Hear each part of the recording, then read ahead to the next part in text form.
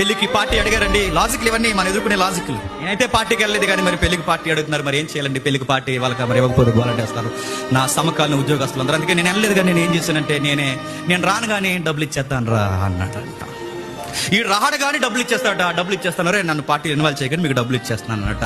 ఇప్పుడు వాళ్ళు పార్టీ చేసుకుంటారు, తాగి తందనాలు చేసి పాపం చేస్తారు. ఇప్పుడు అడుగుతున్నాను, ఆ పాపానికి డబ్బులు ఇచ్చింది ఎవడు చెప్పు? సార్ ప్రభు నేను వెళ్ళలేదు ప్రభు, జస్ట్ నేను ఫార్వర్డ్ చేశాను, జస్ట్ 2000 రూపీస్. అంటే 2000 ఎందుకు ఫార్వర్డ్? నీకు జీతం ఇచ్చింది ఫార్వర్డ్ చేయడానిక?